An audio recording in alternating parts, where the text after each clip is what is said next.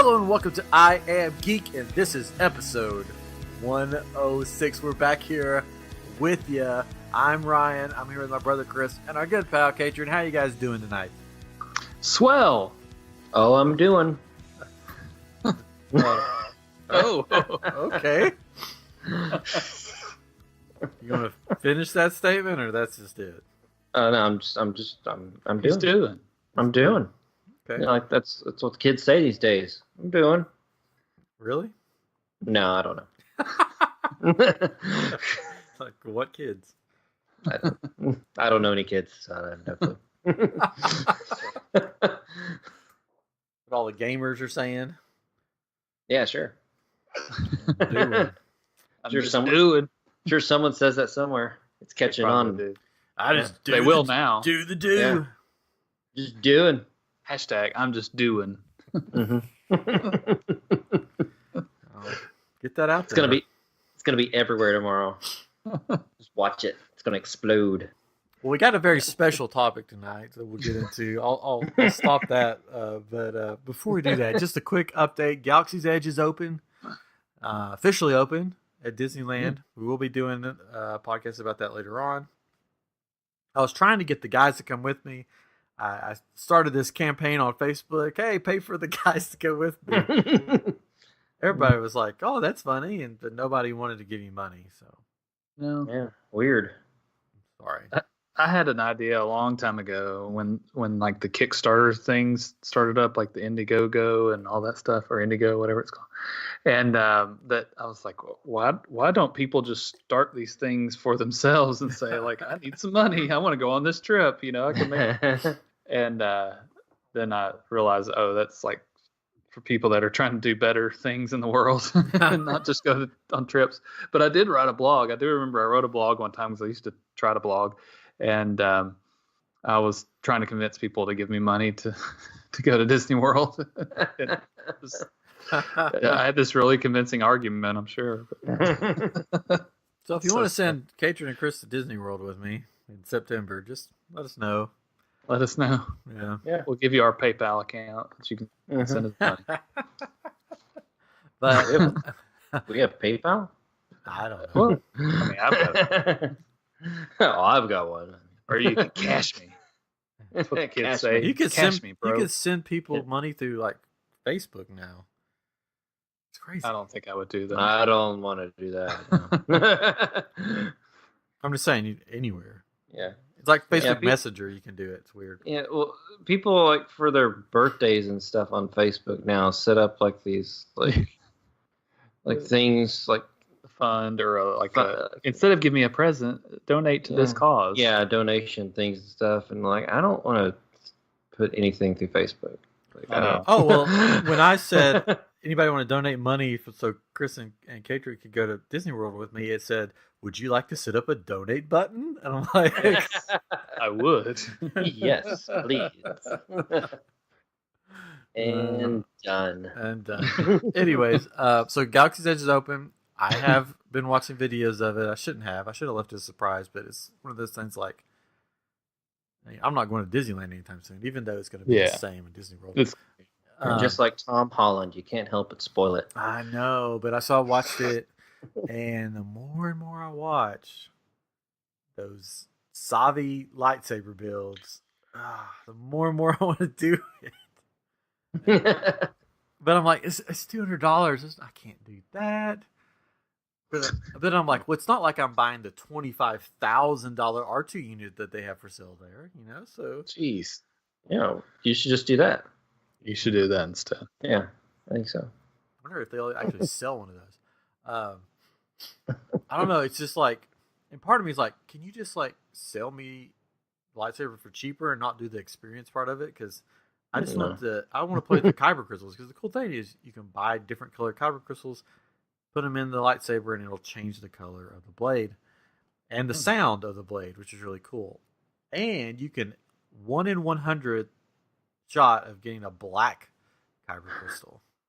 Ooh. I've seen them; they're cool. But they make the blade red, just like a red one. Well, I wondered if it'd be more like a black light when you said that, because I didn't know anything about it. But I was thinking black light, which would be purple, which they do have. Yeah, So, I think that's. I don't know. I think. I thought it would be like black, like the Mandalorian blades. Yeah, like but they can't really do that. I don't see why not. You can't something make like that. black light. Black is the absence of light. They have black lights all the time. Those are Well, that's purple what I though. Or Or they're calling them violet there. It's not purple lightsaber, it's a violet lightsaber. Oh, it's Like, purple. Whatever. I don't think Mace Windu would call his lightsaber violet. He goes, give me my violet lightsaber. this is Mother Purple. But so they have yellow, white, violet, red, blue, green, and then the black one. I think that there was a mistake in China or wherever they got them made, and they made some black ones, and they're like, "We'll sell these to you really cheap." And they're like, "We'll figure out something to do with them." Yeah. All the colors ran together, and they're like, "Oh, oops." But it stinks that it's still red. I mean, they could have done something else with it. Mm-hmm. Yeah. It's like a different shade of red or something. Yeah. I don't know. Who could have just made it black? They could have just made It just doesn't do anything. Yeah. Well, that'd be it. You just have that white plastic or whatever that. Exactly. No light at all. They could have made it like a dark purple. Yeah. They could have Oh, they yeah. could have done like a dark purple, dark gray. They could have done something. Yeah. But Oh, well. no. But I still want it. But there's a trick. So they come in these little capsule things. We're going to get to what we're talking about in a minute. And so they come in the red ones is where you could find them. And if you take your phone's flashlight and hold it up to it, you can see sort of what is inside of it. So you just have to go through all of them until you find one. The black one. Sir, please just pick one, sir. Please, we got like 100 other people waiting. Come on. Leave me alone. It'll go faster if you help me. Yeah. In the Savi's lightsaber build, you can only choose between red, green, blue, and violet. So you can't choose yellow or you can't choose white. So somebody like there's this guy on YouTube, his name's Dano, the Dano channel, and he's bought like all the crystals and like 2 or 3 of the lightsabers and a legacy lightsaber, and he took a yellow one in there and said, "Can I just use my yellow one?" And they looked at him like he was stupid and like, "No, sir, you have to pick one of ours." Oh. I was like, "Sorry." And then I found out the legacy lightsabers, because Chris, you were talking about those. Mm-hmm. Originally, the legacy lightsabers are the ones that's already built that are from the movies. You can get Luke's, you can get Mace's, Ahsoka's, Darth Maul. Darth Maul, you can hook them together. You have to buy 2 of them, Of hook course. them together to make the big one. But everybody was thinking, "Oh, well, I could get the Savi build one that comes with the blade, because the legacy ones don't come with the blade, and then I can just use my blade on the legacy one that I bought." They made it so the legacy blades, or for the Savi blades, will not fit the legacy ones. Of course they did. Jerks. So if you want a blade for your legacy one, that costs it like $50 extra, or 40 to $50 extra on top of the 100 and whatever dollar you spend. I don't know. I think I'd rather have a legacy one though still, because I don't know, like the ones that I've seen that are the build your own ones, none of them have really been like, "Oh, that one looks really cool." And there's like some weird tooth on the bottom of some of them. I don't know what it is. So that's the elemental ones, and that is a Rancor tooth. Yeah, it looks weird. Well, you don't have to get that. There's 4 different categories. There's power and control, peace and justice, defense and something, and then elemental. Elemental is like nature. The defense one is like the old guard, like stuff they find in the Old Republic, which they're making a movie of that. Did you hear about that? Yeah, that's the rumor. Yeah. And then the peace and justice is like what you would see a Jedi have, and then the power Mhm. control is like the Sith. So the peace and justice ones don't look that bad. They're actually look thinner than the other ones. If that makes sense. Yeah. Not as bulky as the other ones, but they're all made out of metal. That tooth is made out of a hard plastic, but the rest of it's Yeah, metal. it looks like hard plastic. That's why I'm just kind of like, eh. If I was to do it, I would probably either do the Old Republic style, or just like the Peace and Justice Jedi style. But it's $200. But I just like that you can switch the color of the blades to like whatever color you want to. Yeah. I feel like being evil today. Yeah, and they make different sounds. I saw a video. They put a different color in the same, blade thing, and each color has a different sound. What? Yeah, That's cool. yeah, it's so cool. That's cool. Maybe I'll just find a black crystal and just get the crystal. There you go. Just have the crystals. Just wear it around my neck. What about the Billy crystal? Man. But Anyways, I've also heard that the blue and green milk are like drinking Nasty. wallpaper paste. yeah. Sounds it. Ugh. It's funny. I saw one person say that it's really good, but the other ones were like, I think I would only do it once. It was fine. It wasn't the best thing in the world, but it wasn't terrible. But it wasn't something I'm going to go pay $10 for, almost $10 for every time I go. It's not something I have to have, because they said it kind of tasted sour in a way. Like The only people that I've seen that were like, "This is great," are the people that at the beginning of their video say, "And Disney sponsored me to come on this trip. Thanks for bringing me on. Thanks for bringing me out here, Disneyland." They're like, "It's wonderful." Yeah. Everything here is great. Cut, and then he vomits into the trash can.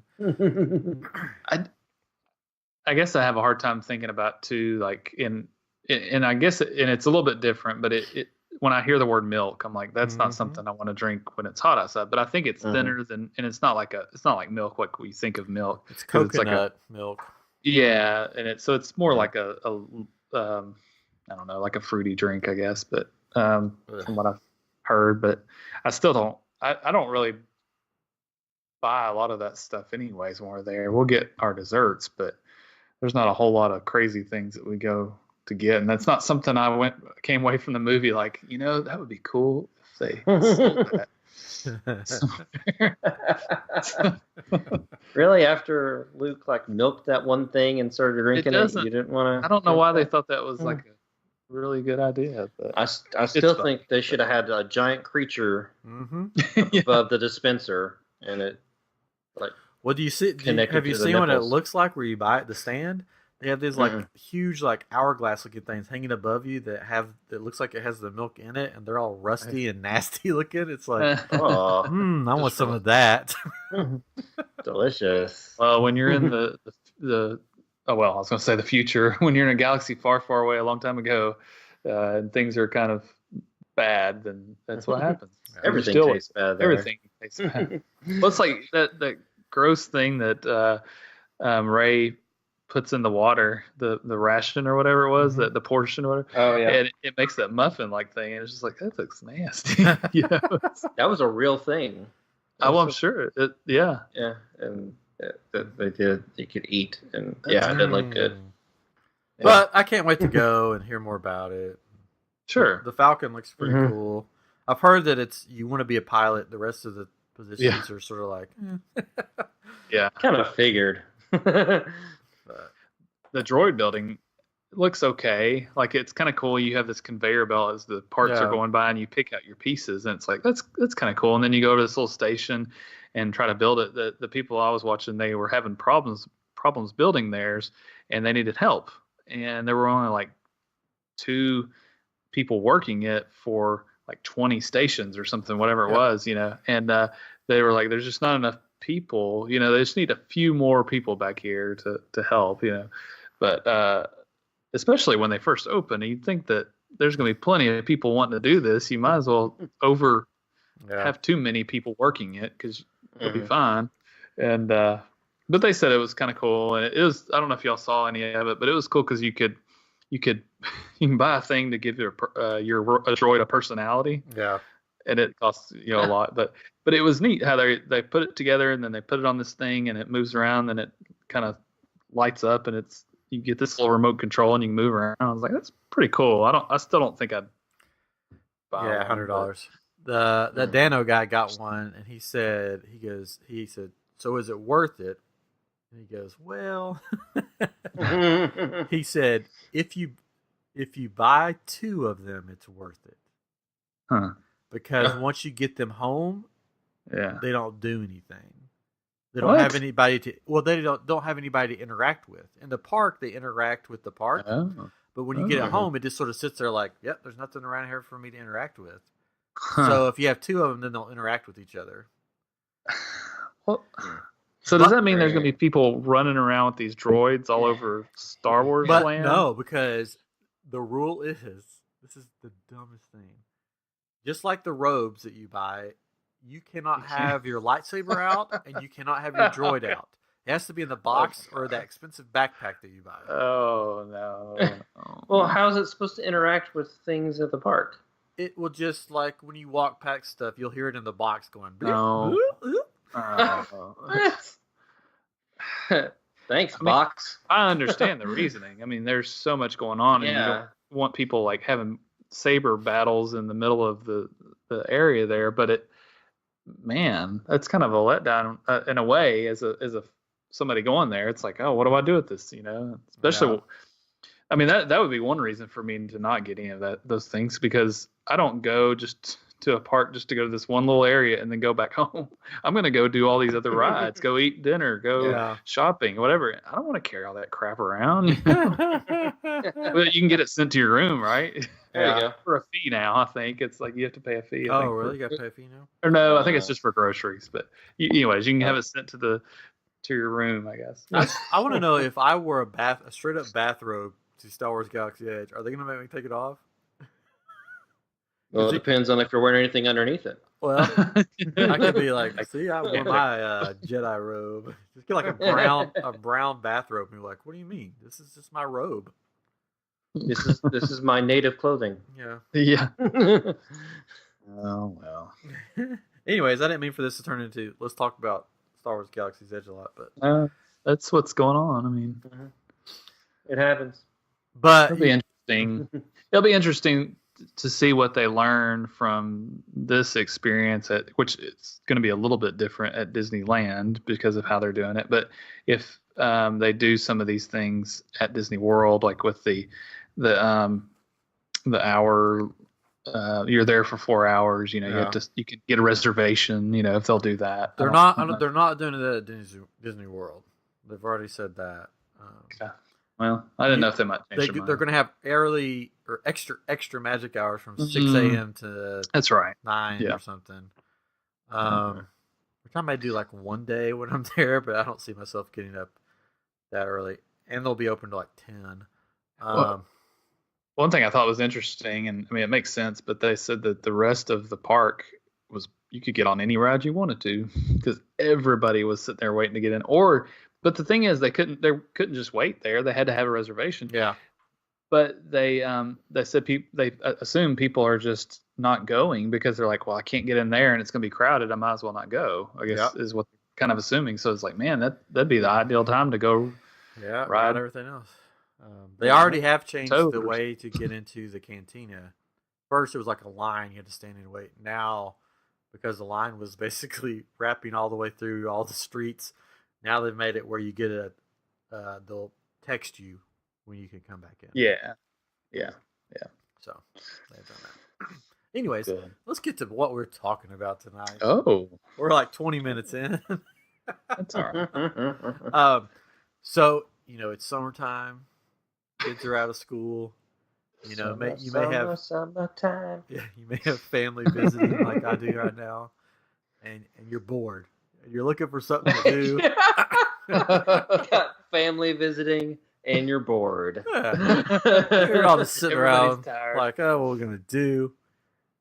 Well, you want to take it back old school maybe? No screens. So you go to the old game closet. Everybody has one. And you open it up and the moths fly out and the dust hits you in the face. And you pull out the old game boards. So tonight, we're going to talk about board games. And everybody's excited, I can tell. Catron thought of this idea, so if you don't like it, I like it though. It's going to be fun. It's gonna be fun. We've got a quiz at the end, so be sure to listen all the way through because You could win a prize. you won't win a prize. Yeah. You will have fun. So, yeah. I thought it was a great idea. My son and I and my family, we love playing board games, and Brian's sneezing. In fact, we played some games tonight. We played like 4 or 5 different games, and which is amazing because you think about board games taking forever. But we played Cooties, we played Candyland, and then we played Guess Who. And then a couple of card games. We played Crazy Eights and Memory. And my son is the master of Memory, probably because he's young and we're getting old and forgetful. But I did beat him one time in Memory, and I almost beat him in Guess Who. But I was usually pretty good at Memory. That was one of the games I was really good at. Now that I'm older, I don't know if I do well at it now or not. I don't know. Yeah, it's a little more difficult, I think, as we get older. But but this weekend we were at my in-laws, and there's an Xbox 360 sitting there that is for all the grandkids to play. And one of the games on there is Risk. It's called Risk Factions, which I did a little bit of research on it, and it's not a game that you can download anymore. In fact, if you have it on your Xbox and it's online, it will uninstall because you're not supposed to have this game. So I was really upset though because it's a fun game. He said, let's try this one, and he loved it. He loved playing Risk, and it's one of my favorite games. We played it a lot in college, and it took hours to play. It was one of those you had to devote a lot of time to, and but man, it was so much fun. Yeah, I've never actually played Risk. We got a Risk board game to play at some point because we're like, we should play Risk. We've never played Risk. And we always sit down and I pull out the instructions and like, maybe we'll do this another time. Yeah. No, that was always the good thing is I was probably in the same boat, but there was always somebody there that knew a whole lot about it, like Greg Jones and I think Jay Thomason played with us a lot, and Dave Campbell, and there was a lot of us that would play, and they would tell me, it's like, you need to do this. You need to get these. Here's these cards. You get these now, or whatever. You get these armies, because my son and I played. After we played those board games, we ended up playing Risk on my phone. There's an app; it's free, and there's different modes, and it basically does it, all that for you. You don't have to think about like, oh, I get this many armies because I own this many territories, and it's fun. I liked it. The cool thing about that Factions game though that was on Xbox is that it had these just different perks that you could get that you would never get on a board game. It was like you could get this rocket if you took over these certain territories, or certain things, and then it had all these animations to go with it. So I don't know why it didn't last. It's really kind of weird, but there's some other ones out there that you can download that have some animations to them. But anyways, that's kind of what got me thinking about it. That maybe we could talk about what were our favorite board games growing up, and what are the top games out there. So, oh, I'm back. Oh. Welcome back, Ryan. Yeah, sorry. Oh, you left? Yeah, nobody noticed. Okay. Yeah, so should we start with what are we doing? Top 3, top 5? What are we doing? Top whatever you want to tell. Chris has like top sure. one. He's like, oh, let me find a game real fast. I like shoots what and do I ladders. Hi ho Cheerio. We have Twister. Oh, I forgot about Twister. Oh, we know why Chris likes Twister. Twister was the college game. Yes, it was. That was actually the first time I ever played Twister, I think. Maybe in youth group or something we played it, but I feel like we played it in college. Yeah, we played it as kids, and then like not really. Me and my roommate one night we just had to play Twister. What should we do? I got a Twister back there. Hey, I don't know, right hand red? I don't know. Yeah, that was that game you played as kids, and then when you hit high school, suddenly it's just like, oh, let's play Twister. Oh yeah. It's bad that I could see Catan and like his roommate wanting to play Twister, and they're like, "Who's gonna spin for us?" And then like one of their girlfriends comes over, and is like, "Hey, can you spin this for us so we can play Twister?" And she's like, "Really? Okay. Oh, do I get to play? No, it's just us. Guys, honey. No, That does guys, not happen. No, well, You know what? Huh? What? Huh? no. One of the things I was thinking about though too is there were games that when I was growing up that I never had and I always wanted to play, and other people had them, and I thought they would be great, and they turned out to not be great. Later on found out, but like Mousetrap. Did y'all ever play Mousetrap? We had Mousetrap. And it never worked. That's what I heard. Yeah, because I was like, that looks so cool to have that. To make it do its thing. Go through all the little hoops or whatever. And make it never worked. No. That's it was cool to put together. And then you would be like, well, what do you do now? And pieces eventually started getting misplaced and disappearing, and never knew what happened to it. Oh, I'm sure, yeah. Then it just gets shoved in a closet. It's another one I always thought about was Operation. I think I played it a couple times as a kid. We own it now. But it was so hard. But I always thought that's the coolest thing. It's got that zzz thing on it. And I saw that they made that easier now. Like they. Oh yeah, it's not that. With technology, like surgical procedures are easier now. So. Well, yeah, that makes sense. You have lasers now. Yeah.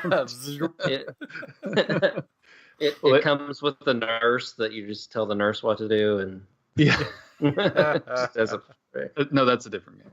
Oh, okay. But that's Twister again. Sorry. But they made all these different kinds, variations of that game. I guess like there was an alien one, I think, and different kinds of beings. I guess that you could. Yeah. There's the one where it's like, we don't want the cops to find out, and it's like a back alley like operation.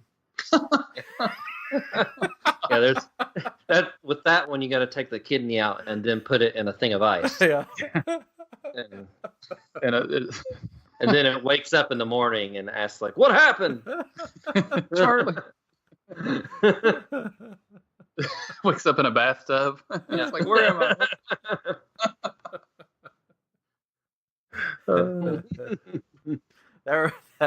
That reminds me.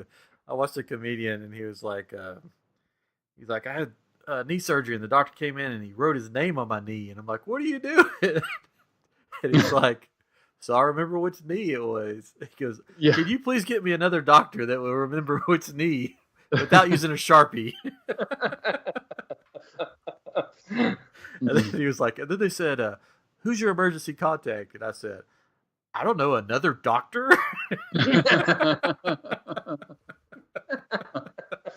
That's just funny. I don't remember who it was. I think it was one of those Facebook things that pops up, like the comedians, like the dry bar comedy or something like that. Anyway, so there's tons of like just funny. Like we had Kerplunk, that was a funny one. Yeah, that was one I wrote down. I love that game. I wrote that one down too. We have a newer version of it. It's Tumbling Monkeys, but It's like you drop these monkeys over the sticks, you know, and it's in this big tree, and you pull And the then you sticks set it out. on fire underneath. No, No, don't do that. different game. Yeah. All right, We so had- go ahead. I was gonna say we had a Mad Magazine game that I loved. That was pretty cool. I don't remember much about it, but that was a really interesting game. And then we had an ET game, and we'll go on. But we never figured out how to play it. I don't. I think my parents just threw it down there and were like, "Here it is," because I loved ET growing up, and it had the figure, and I probably still have it somewhere. But and there was this big board, but none of us could ever figure out how to play it. So did they not have instructions back then, or what? Why did we not know how to play that? What was We had a version of Clue, which was really fun, that had a video to it. Videotape Clue, yes, we did. It was videotape Clue. Like that started to be big, where like you had a videotape, and then it was CDs where it would like play stuff on the screen. I rarely remember playing the game. I just remember us just watching the video. Yeah, we mostly watched the video. video. That's fun. And you'll be like, "Stop here," and we're like, "No, just keep going." Yeah. Yeah, I remember that. I watched that a bunch because I really like Clue. But you know, one of my favorite movies was Clue, which is based on the board game Clue. Yeah. So I like that other Clue. It's like, ooh, it's another Clue movie. So should we start with our top 3, 5, whatever you guys want to say? Who wants to go first? Chris is ready. I can if you want. Chomping at the bit. I got so many bits I'm chomping on. Well, I'll start with this one. I actually have it with me. Oh, he brought props. He's brought props. I brought props. It's called Utter Nonsense. It is a newer game that I've discovered. That no, it's not. Oh.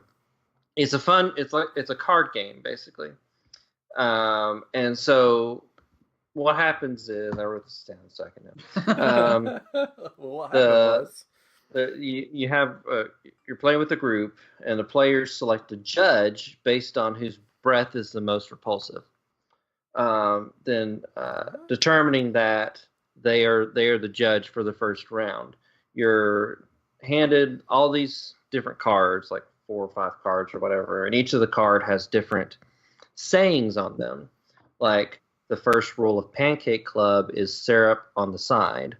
Another one is Elsa dominates freeze tag. Or is there a synonym for cinnamon? I need a cinnamon synonym. So it's just random phrases. So there's a family version and an adult version. The adult version gets a little crazy. So basically you have all these phrases, and then the judge picks a card which has like a character type on it. And so they'll pick a card and it'll say pirate. And each of the players have to pick one of their phrases in their hand and say that phrase as that character, like as a pirate or Scottish person or something like that. And then the judge kind of picks who did it best. And it doesn't necessarily have to be like the best impression. It could be the funniest impression. I mean, cinnamon, it's just like grandma, or you have to sing it or things like that. And it just gets really funny with the group of your friends, especially the adult version. But it's funny. I like it. It's something that we could maybe try on the show sometime. Oh, good, because I don't have friends to play with. So. Can you mail us the cards? Yeah. Well, I could do. I could take pictures and send them to you. Oh, okay. And then I can pick one. So there's like vampire, and then there's like the judge can decide like a cartoon character. The judge picks a cartoon character, and everybody's gonna do it. Chewbacca is one of them. British scared Elmo, Donald Trump. There's all kinds of stuff. A British scared Elmo, huh? British scared Elmo. How's that go? How would that go? That's just a phrase. The British scared. No, I don't just want you to do like a British version of Elmo that's scared. Could you do that? Gosh. Probably not. You have to get to Elmo first. Yeah, I have to get to Elmo. I can't. It almost sounds like Dobby. It's Dobby. That's the British Scared Elmo. It is a British Scarecrow. It is. Mister gave me a shot.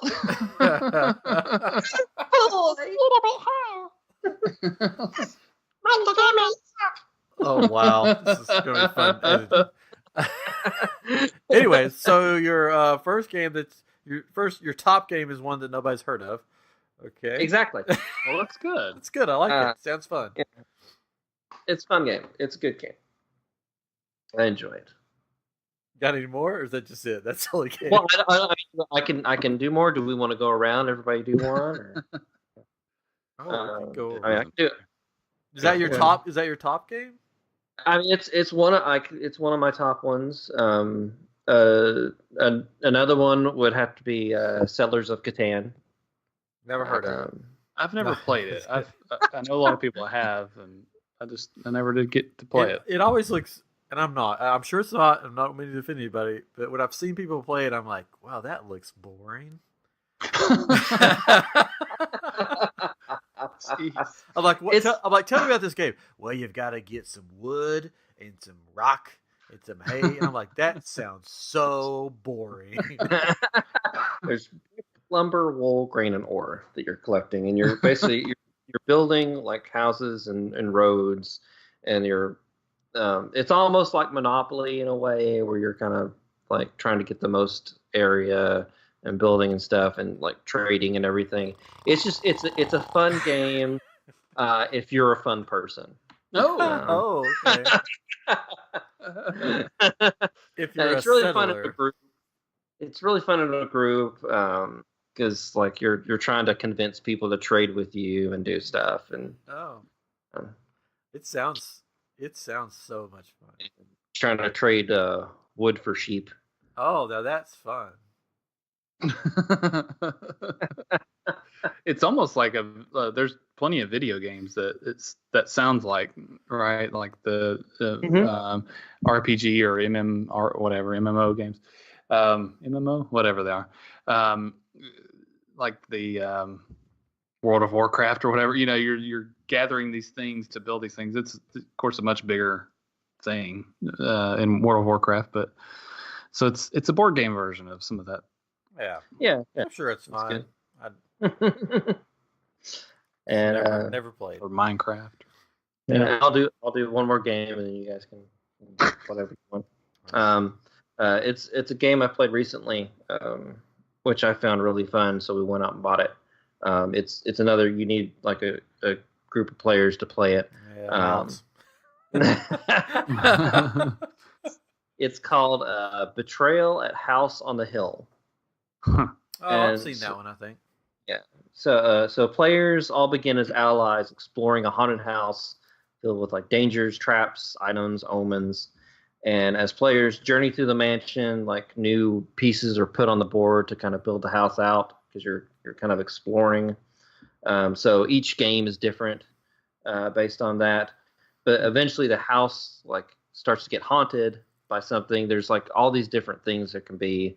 There can be ghosts, there can be like werewolves and like all kinds of stuff that start to haunt the house. But eventually one of the players ends up becoming a betrayer and sides with the evil entity and tries to take down the rest of the players. And you're trying to do these tasks in order to like cleanse the house or get away free type stuff. And it's really fun. Like each character there's like their own persona that they can pick from.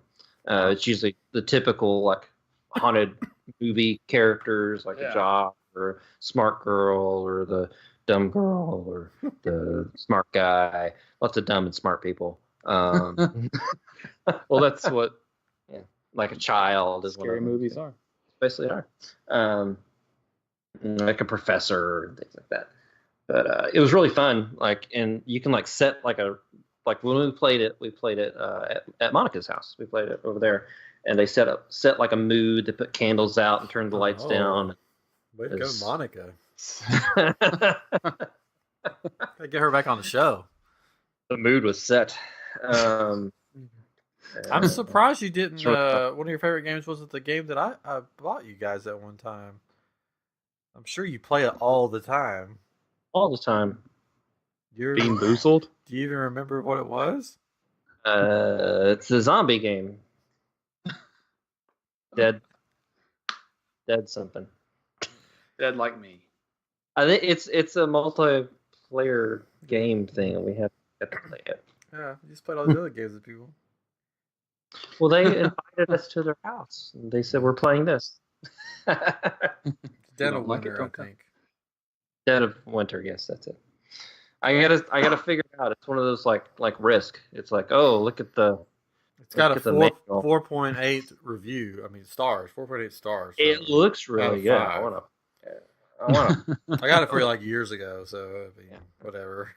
It ages like a fine wine. We're waiting. It was at a time when they're like, yeah, we're so like they would be like posting like all these board games like every day, like we're so into board games. It's like that'd be cool. I'll get my board game like one of these that they play for the president. I got it, I gave it to them. They're like, oh, thanks. It looks good. It looks fun, but like, and yeah, we were playing a bunch of board games at the time, and then we kind of like we slacked off, and Yeah. so all my fault. it's all your fault. All right. Well, Catron, you or me, it doesn't matter. I'll go. You It's sure? fine. I can go. Yeah.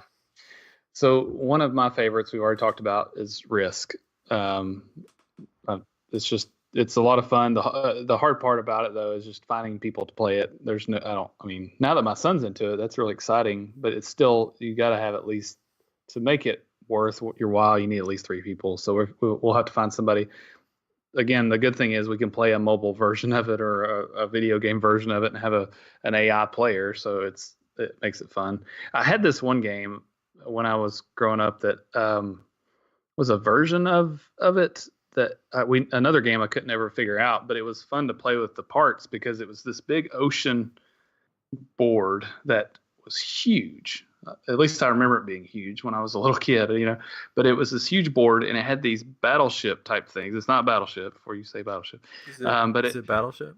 It's not Battleship. I bet it's Battleship. But there were these big plastic battleship pieces that had rubber bands on them because I think you could shoot from them somehow, and they had these little tokens that you place down on the map. I meant to look it up before we started, but it was similar, I think, to like a Risk or those types of games like Axis and Allies or something like that, or Stratego or whatever it was. But anyways, so that's one of my top games. I don't know if it's my favorite of all time, but it's one of my top ones. I think a lot of the games that I like are kind of the strategy puzzle type games. And another one that it's a new one that it's a new game. I don't know how long it's been out, but not too long. It's called Blockus. Have y'all ever played that? I've heard of it. Sounds familiar. Yeah. So what it is you've got these 4 colors, and there's this grid, and each color has this set of pieces that look like Tetris pieces, and you have to set them on your. You start in a corner, and the goal is to get rid of all your pieces. You put your pieces on the board, and you can only touch the corners of the pieces. They're like Tetris pieces, so there's squares on there, so you can only touch the corner of a square of yours. You can touch the sides of another person's because what you have to do, you start again. There's 4 corners, so everybody starts from a corner, and you kind of meet in the middle, and you're trying to block the other person from being able to use one of their parts. So Blockus, right? At first, it's kind of overwhelming because you're just like, I don't even know where to start with these pieces. But then eventually, you start realizing it's like, okay, I need to try to use all my big pieces first, and get rid of everything because you count up how many squares you have basically on those parts. So it's fun. It's kind of a quick game. It doesn't take too long, which I like. But that one's pretty fun. Then I guess for my third one, it's another kind of new one to me, and I guess it's not super old. Is Apples to Apples. I just recently started playing that one, and we played it with family this weekend, and then one other time. it reminded me of what you were talking about with a judge. So I don't know if you're familiar with it, but yeah, you've got a card, and you try to get each person has to give a card that is closest to the word.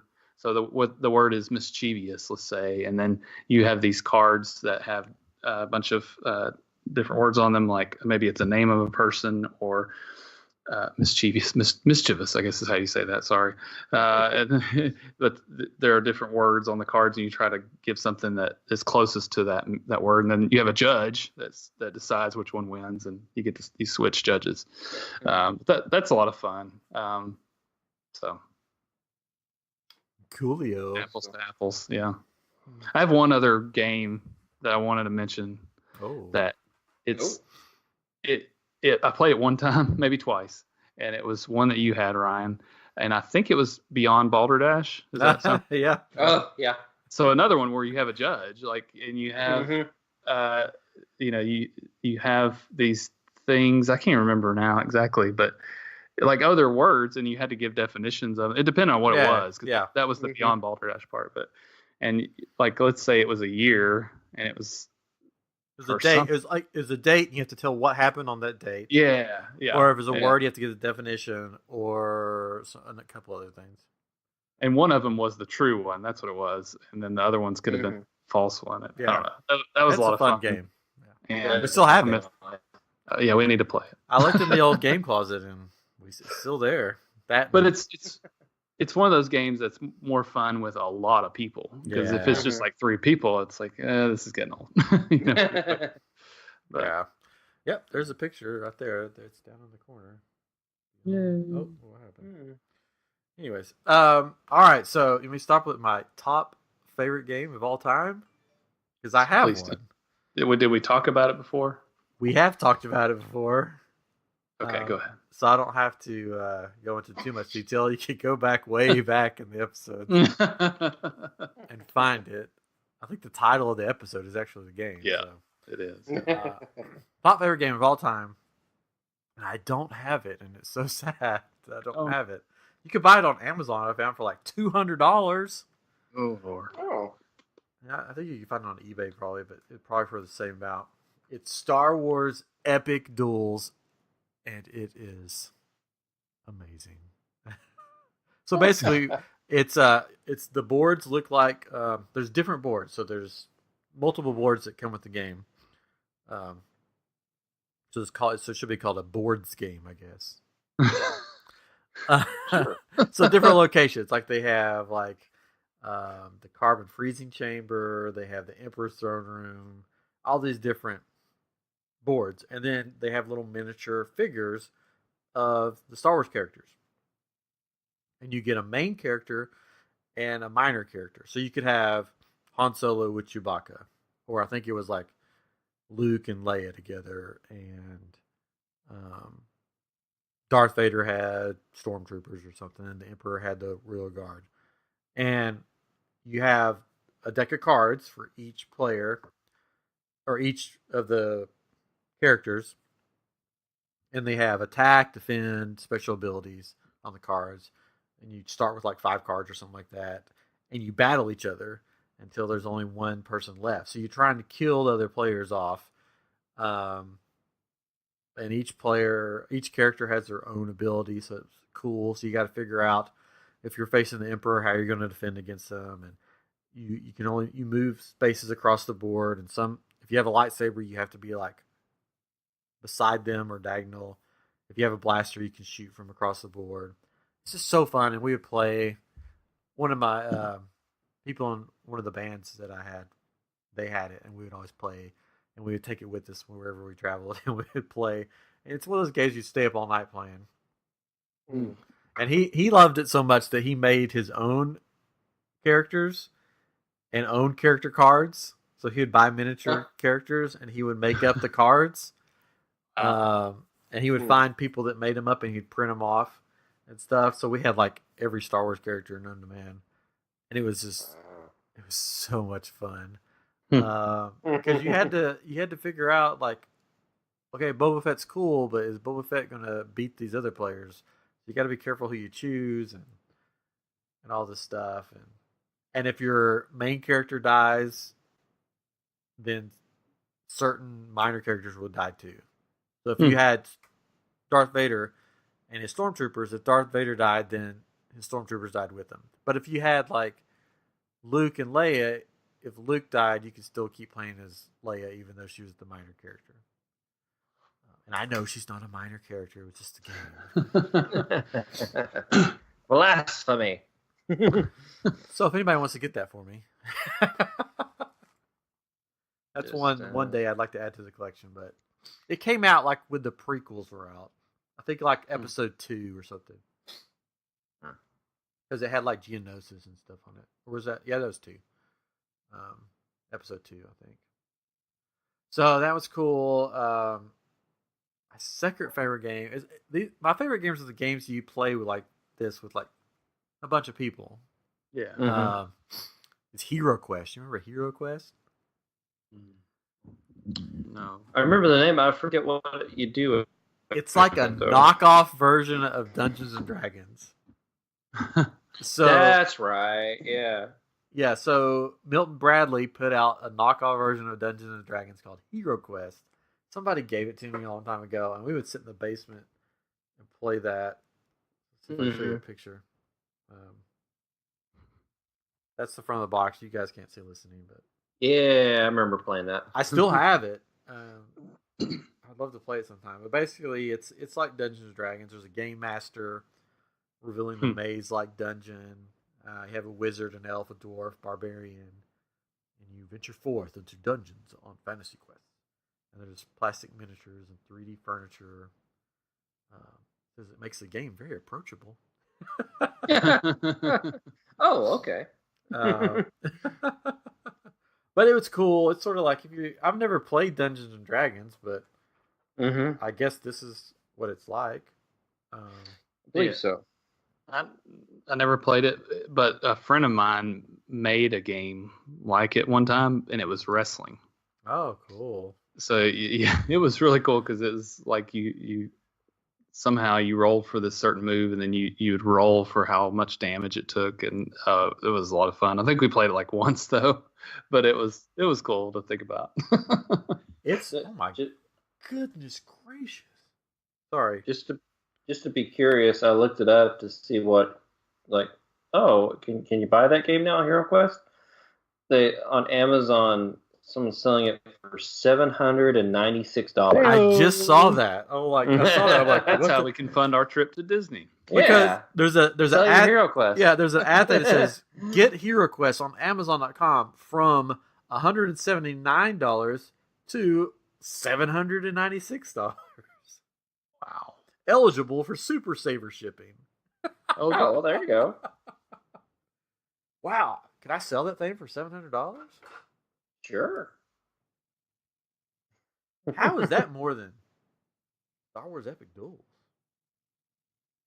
No, it's crazy. Like, is it? So who's selling it for that price?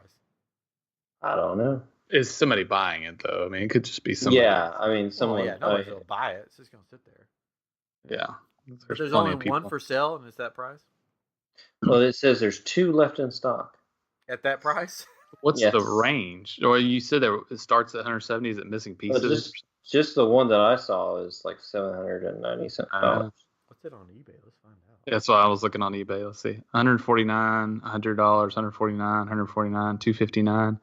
Complete Milton Bradley. So they're not going much above 200. 240. 259. So yeah, if it's complete and like mint condition, I guess you can get over 99% complete. This is 175. So depending on how much you've got into it, you might get about $200 for it, I guess. Mm-hmm. But there's a lot of these on eBay. Yeah. Yeah. They're not selling. Oh, there's advanced Hero Quest now that is $545. Oh, wow. It's probably rare. There's a rare Star Wars Epic Duels board game, 90% complete, $55. Oh. There you go. Oh, there's one that's complete for $43. Oh, there's six bids on it though. All right. Anyways, so and then I guess my last game, Scrabble. Scrabble. I was going to list that as one. I love playing Scrabble. Yeah, and that was great. And it makes me feel smart because I'm better than my wife at it. And she's like super smart. So it always makes me feel really smart, like I'm better. Like there's like this word game that we play on our phones. Let's see what it's called. It's called Wordscapes, and it's like Scrabble pretty much. Or it's like it's sort of like, well, it's not really like Scrabble. It's a word game. But you have to. I want to show them what it looks like. That one? It's like there this. was one for a while. It's like this. Oh. So you got to figure out the words, and I'm always just like busting through them, and there's like all these cheats you can use, and I haven't used any cheats. I bust through them, and she'll be like sitting there going, "I can't figure this out. I've used like 6 cheats," and I'll look at it and go, "Oh, that's moat or whatever, or malt," and she's like, "What?" Yeah, I think last time I was there at your house, she was trying to come up with something. She says, "Do you see anything?" She handed me the phone, and I found a couple words and gave it back to her. We used to play Words with Friends a lot. Mm-hmm. That was the big one. It's draw something, whatever. Mm-hmm. Same people. And I would play that. What's the other one? The one you draw. That was like Words with Friends. Pictionary. No, the one that was like Words with Friends. Oh, draw something. Draw something. Yeah. Is that what? Yeah. But nobody would want to play with me because I would always make like very detailed pictures. They're like, "Why can't you just make it fast?" I'm like, "I like an hour later." Yeah. You had to sit there I watched and a movie. Yeah, draw.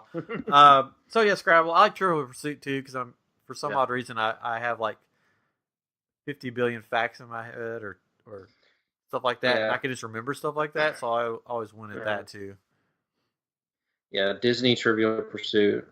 They always we play that. And I have a Star Wars Trivial Pursuit. And nobody will play that with me. Well, no one can win. I know, that's the problem. So I would beat everybody. They're like, "Yeah, we don't want to play that. Sorry." Scattergories is another good one. We had that growing up. We'd always play that. Yeah. But anyways, so we're already an hour in because we're just having so much fun. You're not bored, are you? I'm not bored at all. If I was playing like Settlers of Catan or something, I'd probably be bored. But you'd also be a jerk. I'm gonna be that anyways. So hit us with this quiz. What's this quiz? Let's do this. All right. So I found this quiz of real versus bogus board games. Oh, so can you name the board games below as real or fake? So some of these are ridiculous, and so anyways, we'll I know the answers, so I'll let you all decide. Nobody wins anything unless I could give you this game. I've got a bad feeling about this. Ooh, what's that game? I want that. Oh. It's a card game. Star Wars? I want it. It is a Star Wars. We haven't played it yet. I just opened it a while ago, but we got it about a couple months ago. I was like, oh, we'll try it. It was like $2. So, anyways. I haven't played the game that you got me for my birthday. Oh, I'm sure. Because I have nobody to play with. Oh, I see. You haven't played a game that someone got you? You're a terrible person. I know. I think I'm gonna take it with me when I go to Star Wars Galaxy's Edge and sit down on the Falcon somewhere and be like, "Hey, anybody want to play?" Yeah. So everybody else knows what we're talking about. It's the Han Solo, or from the movie Solo, the card game that they were playing. So it's those funny looking cards, and you're supposed to gamble and try to win the Millennium Falcon is kind of the idea, but it looks very hard. I didn't dress as Lando Calrissian and go and try and play it with somebody. I have the ship. I know. Costume. Exactly. You sure do.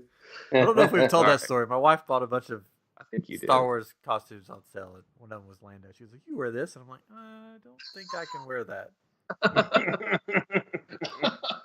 Well, Okay. now you can. Okay. All right.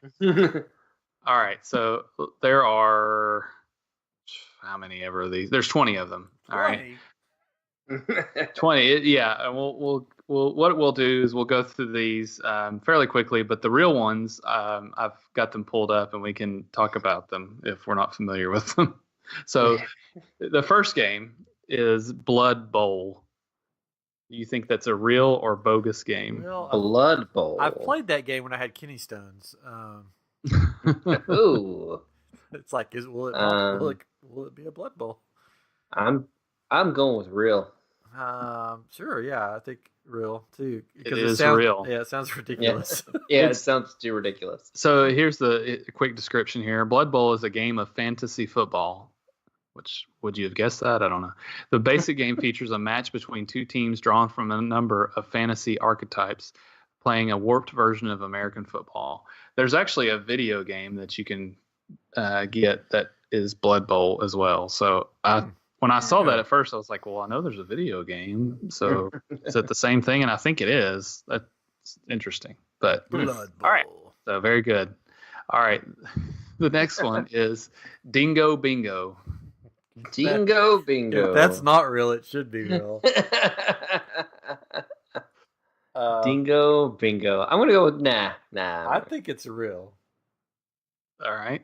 So it is bogus. Oh, Yeah. It was too cool of a name. I know, and some of these, I've some got of these an are idea, guys.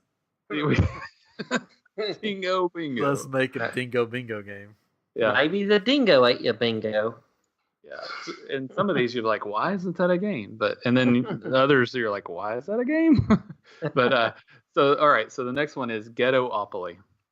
That's a game. Yeah, it's a game. That's definitely a game. It's a You're game. right. It is, I think I've heard of that. It's a parody of Monopoly released in 2002. It uses Monopoly-like mechanics in the atmosphere of a characterized United States ghetto. So yes, it is. There are so many opolies out there. It's ridiculous. There's a Tennessee opoly, and every state, I'm sure, has their own opoly. But all right, next is a game, or is it a game? I don't know. Chicken Cha Cha Cha. Chicken Cha Cha Cha. I had that for dinner last night. Yeah. Chicken Cha Cha Is it Cha. real or bogus? Sure, real. Why not? Yeah, let's go with real. Yeah. You are correct. The original German name I can't pronounce, but it is a board game for 2 to 4 players from 4 years onwards. Okay, so 4 and up. It was designed by Klaus Zock and self-published. It was illustrated by somebody. The game was awarded. Okay, it was awarded for a special prize for the children's games in this competition in 1998. So that's interesting. It consists of 24 egg-shaped plates with 12 pictures of chickens, rabbits, hedgehogs, flowers, and other things to be found at a hen house. 2 plates of every design and 12 blah, blah, blah. It's a game. It sounds weird. Move along. It's a game. Move along. You can jump over players and do these things. I don't know. But it won an award. That's pretty good. So Chicken Cha Cha Cha. So check it out if you interested. All right. The next game or bogus game is Thesaurus Rex. Thesaurus Rex. Or thesaurus and then the word Rex. Nah. I think I've heard of this game, or I've heard of Thesaurus Rex. I know that. Sure, I'll need to come back. So yes, it's real. Is bogus. Oh, It's not a game. It should There be. are some other things. There's a book called Thesaurus Rex, it seems, but That's that is probably what I not read. a game. It's probably what you're thinking of. yeah. All right, next is the Hell Game, and Hell Game is one word, which I thought that was interesting. Hogum. Could be a gift. Helga? Hogum. Hell Game. Yeah, sure. I'll go with Um, true. I don't know why it wouldn't be. So sure. All right, the Hell Game is a board game of diplomacy and intrigue among the demons of hell. Each player assumes the role of a triumvirate. I don't know that word. Triumvirate. Sure, of demons on a quest for power and notoriety, and the winner is the first player to claim control of one of Hell's circles and have his claim recognized as just by Lucifer Morningstar, ruler of Hell. 2 to 6 players. Okay, so just so great. you know, Thesaurus Rex is a game. I didn't. I'm sorry. Thesaurus Rex, simple Boggle style word game. Oh, good grief. Well, so just saying, is that a board it's game? not a game. It's a Boggle style game. Yeah, it's a Boggle style. Hey, I didn't make the quiz, so I did try to look at a few of these just to make sure. Oh, it's fine. It's fine. Chris needs to win something. I didn't know we were competing against each other, but we can do that. Oh, we're not. All right. The next one is Kill Dr. Lucky. Kill Dr. Lucky. Like I want Sonic the Hedgehog game, I think. I'm gonna go with yeah. I know. I want this to be real. Sure. You would be correct. Yes. It was developed and released in 1996 by Cheap Ass Games. Whoa. It's the name of a company. I'm just reading. It's the name of the company. In 1998, Kill Dr. Lucky won the Origins Award for Best Abstract Board Game of 1997. It is in concept a sort of inversion and perhaps a parody of Cluedo. Clue in North America, or Cluedo. I don't know how you pronounce that, but both games are set in a sprawling mansion full of colorfully named rooms. Colorfully, that's a hard word. Named rooms feature a variety of dangerous weapons and deal with the murder of the mansion's owner. So it's like Clue. Okay. There you go. All right, next one is Primordial Soup. I've had that. Sounds familiar. It's tasty. Like, It does. I'm gonna go with yeah. I think it might be. I don't know. Sure, why not? I don't care. All right, you'd be correct. It's a board game designed by Doris Mathhaus and Frank Nestle. Good old Doris. Yeah, it was first published in 1997 in Germany under the name Ursuppe, Ursuppe. I don't know. Or usurp? No, not usurp, but whatever. And it's this original one. It won a prize in 1998. So each player guides a species of primitive amoeba drifting through the primordial soup. The player controls whether and how their amoebas move, eat, and procreate using 10 biological points, which he or she receives each turn. The player may evolve their species by buying gene cards, which give the amoebas abilities such as faster movement. That's interesting. So there you go. Primordial Soup is real. Procreate through the whole game. That's right. All right. Next one is the really nasty horse racing game. Real or bogus? What? Really nasty horse racing. Really nasty horse racing.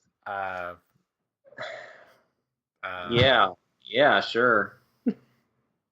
Yes, but why? So it is a real game. You can get it on Amazon. The world of horse racing has long been associated with cheating in all its forms, but few games have ever attempted to simulate that aspect. Players are assigned a horse and must move it around the track by rolling a single die. This would be rather boring if the game didn't allow for players to bet on another player's horse. So the dilemma is whether to move your horse badly, just to make it easier for the horse you bet on to win. Even that could be boring, but then each player is issued cards which allow them to commit dirty tricks. For instance, making a horse fall or forcing the winner to take a drug test. All in all, it makes for some very interesting racing. That does sound interesting. I don't know. But maybe like once. Maybe once. All right, good job. Yeah, some of these you're just like, it's got to be a weird name. Okay. The next one, this is number 10, as Cannibal Quest. Is it real or is it bogus? Quest. I'll go with false on this one. Why not? Cannibal Quest. I got a good cannibal joke. Maybe we'll end on that at the end. Cannibal Quest? I don't think so. You are correct. It is not a game. Yeah. A board game, anyway. So It is a game. It's a real life. it's a book. thing. It seems. And whenever I Google it, Elder Scrolls 5 comes up for some reason. So apparently there is a Cannibal Quest there. So there you go. Oh, there you go. All right. Next, number 11. Sorry, I can't even say it. Kooky Carpenters. Yeah, that's got to be real. Yeah, I've played that one several times. Well, you'd be wrong. It's bogus. I said bogus. Ah. So yeah, there you go. All right, next one. Hey Pa, there's a goat on the roof. Ah, Yeah, that's real. It's got to be that's real. a Tennessee game. We played that all the Yeah, time. we as played it all the time. youngins. All right. So Hey Pa, there's a goat on the roof was a children's board game issued by Parker Brothers in 1966, which that cracks me up just because that they It came with had a that real goat. right. The main objective to the overall game is to get more cans than any other player. The player with the most cans wins the game. What does that have to do with? The game revolves around a game board featuring plastic farm-related items sticking out of it. Each player selects a goat as his or her playing piece, placing the pieces along the goat pin on the board. Players move the goat-shaped pieces around the board, attempting to complete tasks that reward them with 10 can pieces. The first player to move their goat onto the roof of the barn ends the game, and that at that time, whatever player has the most cans wins. Well, There you There go. you It has go. a spinner. how many more do we have? We're about an hour 15 in. Sorry, yeah, we're getting there. All right, next one. I love this one. There's 50 more. There's no, we're that was number 12, I think. So 13, Yank It with an exclamation point. Yank it. Yank I it. started to say something, but I won't. Yeah, they're like a sister of Bop It. Yank it. Ow! Nah, I want to go with no. Is it the Canadian version of Bop It? It could be. Yankity. Yank It. Oh, I don't care. Just, yeah, whatever. It's bogus. Oh. Oh, It's- yeah. Yeah.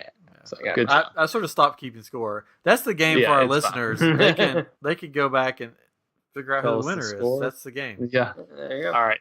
The next one is Stump the Nun. Something. Yeah, that's got to be real. Yeah, I've played that many times. It's bogus. Oh, I've played it many times. All right. Next one is Jinkies! Exclamation point. Jinkies. Velma's Monster Mystery. Oh, Yeah, that's real. She had her own game, and we don't have this. It's bogus. Oh. Really? I Oh. thought at first I read it that it was real, and then I read it again. I was like, oh, I can't Velma. read apparently, She didn't because I have her own googled and I game. couldn't find it, but it's not a game. So Oh. unfortunate. All right, next one is Crash! Exclamation point. The Bankrupt Game. Sounds Sure. so much Yeah. fun. Yes, it is an Italian card game created in 2003 by an Italian guy I can't pronounce, and published by Rose and Poison, a small publisher of RPGs. In this game, the players, all multi-billionaires, must force all the adversaries to dissipate their properties and go bankrupt. So I'm sure it's There you go. Sorta like That's fun All right. times. yeah, fun times. The next one is Stilts and Kilts. Stilts and kilts. Not a good combination because Played that game in real life several times. Somebody's on a stilt and they have a I- kilt on. I want it to be a game, so yes. Is it like a sister to Chutes and Ladders, or Stilts and kilts, yeah. Could be. Stilts and kilts. Oh, sure? Unfortunately, it is bogus. That's how I Oh. said. Sure, it's bogus. That's what I said. right. All right, we got 3 more, and we'll be finished here. But the next one is "Dance for Your Life!" Exclamation point. Bogus or real? Real. Bogus. It is bogus. Oh, I got one. Came with the name. This next one is Mall Madness. That's Yes, real. that's real. Yeah, that was out of all of these on here, except for Ghettopoly and Blood Bowl. I was like, I know that one. Mall That's a Madness. total 80s game. Yeah, exactly. It's a shopping-themed board game released by Milton Bradley in 1988. Later versions were titled as Electronic Mall Madness, which I remember because you had the credit card. Yeah. Well, the girls did. I didn't play the game. But Yeah, sure. You played that with your college roommate after Twister. After Twister, it's time for Mall Madness. No. Terrible. Milton Bradley updated the game in 1996 with a new design, and another updated version was released in 2004. Targeted consumer was teenage girls, usually 11 to 16 years old. I know what you're getting for Christmas. Mall Madness is coming your way. Oh, the Hannah Montana version was the first version to picture a male on the front of the box. Oh, wow. As well as Hannah Montana, probably. As well as Hannah Montana. All right, last one is Squatter. There's a lot of poo games out right now. Have you noticed that? There's a lot of board games revolving around poop right now. I'll go with real. Yeah, I think it's maybe real. It's one of the Canadian poop games. Yeah, it's a real game. Italian? It is. It was launched. Oh no, it's not Italian. No, it's a board game that was launched at the Royal Melbourne Show in 1962. Oh, it's close. Invented by Robert Crofton Lloyd. With more than 500,000 games sold in Australia by 2007, it became the most successful board game ever developed in Australia. As of 2018, there are still squatter competitions and active squatter clubs. In 1999, a version became available on PC CD-ROM. However, the PC version was not commercially successful and is no longer available. Okay, so the idea is it has the appearance of a Monopoly type game. However, unlike Monopoly, all players remain in the game until the end. Players each start the game with their own sheep station and aim to be the first player to improve and irrigate their pastures and then fully stock their sheep station. Players run their sheep station as a business venture to earn enough money to pay for seasonal running expenses. So it's like a farming game, and you're trying to get money and all that. So it's interesting. Well, there you go. There you go. So what's your favorite board game, listeners? Let us know on Twitter at I Am Geek Show or on Facebook. We're in our group, I Am Group. That's a plug. So, well, it was fun. Good. Yeah. I mean, there's tons of board games we didn't even mention that I've played over the years. And then there's versions of the games that I've played with my wife's family that they make up their own rules. I think we've talked about that before. And you how did you win? And well, I did this. And I'm like, you can't do that. It's illegal. But anyways, you want to hear my my cannibal joke? Yeah. You want to end on that? Yeah. Yeah, this is not my personal joke. I heard it from the great Harrison Ford. Me and him chat every now and then. Mm-hmm. So I guess I could do it in the Harrison Ford voice. That might make it better. But I don't know. Can you? You just got to sort of deep, that's it. Well, when did Harrison Ford come in the room? Anyways, okay, here's my cannibal. Here's my cannibal joke, and then we'll get out of here until next time. So now I got to yawn. That's great. It's that funny that it makes me yawn. All right, so there was this cannibal walking down, a path one day, and he on the path he met another cannibal, and the other cannibal was like, "Hey, how you doing? How's life? What's going on?" He goes, "Yeah, it's life's good. I just don't haven't been feeling great lately. My stomach's been hurting. I just don't feel like myself. I just feel bad." The other cannibal's like, "Well, what you been eating?" He's like, the normal, missionaries, every once in a while some, just whoever pops in, mostly, missionaries and stuff. And the other cannibal's like, "Oh, it's normal fare around here, what we eat. How'd you cook them?" He's like, "Oh, I just, normal. I got the big pot, boiled some water, put them in, sliced up some vegetables, normal way we cook, in the village there. I guess, yeah. That sounds right. What did he look like? Maybe something. What did he look like? Well, he had a brown robe on. Nothing fancy. He had a little rope as a belt. He was bald on top. He had hair sort of around, to the sides. Other cannibal goes, oh, well, that's your problem right there. What you had there was a fryer.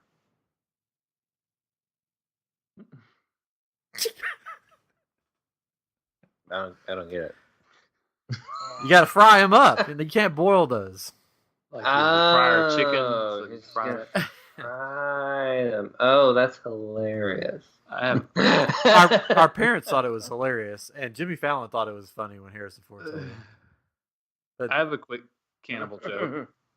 Why don't cannibals eat clowns? Because they taste funny. Actually, I thought that's where you were going with it, because I was like, he ate a clown. That's why he doesn't feel it, because it tasted funny. Oh, see, I went to the other, because there's a fryer. You know what Chris doesn't know what a fryer is. I know what a fryer is. He doesn't know what a fryer is. I don't know. He knows what a fryer is, but in a fryer. Fryer. I like it. I can tell you Jimmy Fallon's joke, but you guys might think it's funnier than that one. But I thought that one was better. But we were driving, so my dad and I were telling each other jokes, and he started just telling a bunch of jokes, and he said, "I'm going to keep telling them until you get one of them, and then I'll stop." We're like, "Oh no!" And he finally told one that, because he was looking them up on his phone, so they were bad, like they were really bad. He finally said, "Ask me how much I know about bonsai trees," and I was like, "Very little." He's like, "Oh, you got it."